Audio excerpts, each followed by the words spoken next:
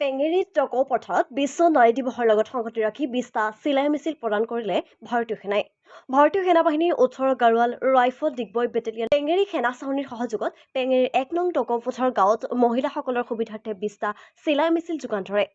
তদুপৰি মহিলাসকলক চিলাই শিকাবলৈ অভিজ্ঞতা সম্পন্ন প্ৰশিক্ষক নিয়োগ কৰা বুলি সদৰি কৰিছে। 1 নং টকৌ পথাৰ নৱজ্যোতি যুৱক সংঘৰ প্ৰেক্ষাগৃহত চিলাই কেন্দ্ৰ ফিতা কাটি মুকলি কৰে তেখেতৰ মাউণ্টেইন ব্ৰিগেডৰ কামাণ্ডাৰ অবিনেশ চাম্বেলে।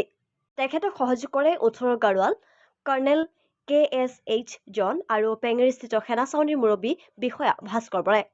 বিভিন্ন ক্ৰীড়াক্ষেত্ৰত সোণৰ পদক লাভ কৰা 4গৰাকী যুৱতীক সম্বৰ্ধনা জনোৱা হয়।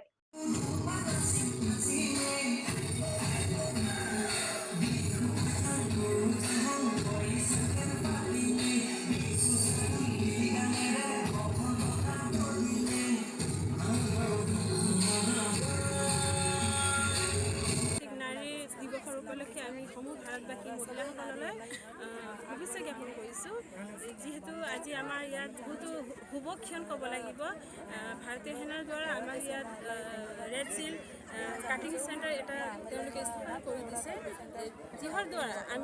যাৰ দ্বাৰা আমি আত্মনিৰ্ভৰ হৈ আমি গাঁওখনৰ লগতে নিজৰো ডেভেলপ কৰি যাব সক্ষম হ'ম। আৰু ভাৰতীয় সেনালৈ অশেষ ধন্যবাদ দিব মানে বাৰে বাৰে মন গৈছে, কিয়নো তেওঁলোকে বহুত ভাতৃভক্তিৰ এটা সম্বন্ধটো তেওঁলোকে বজাই ৰাখিছে।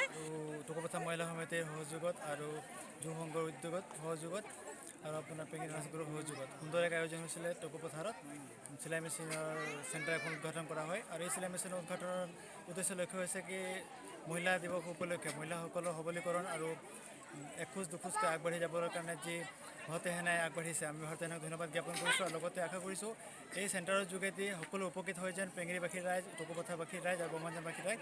আমি আমাৰ চাহ জনগোষ্ঠীৰ ছাত্ৰ সন্থাৰ তৰফৰ পৰা আমি ভাৰতীয় সেনাক ধন্যবাদ জ্ঞাপন কৰিছোঁ। ডিগবৈ প্ৰবীণ ৰিপৰ্ট সংবাদ 365।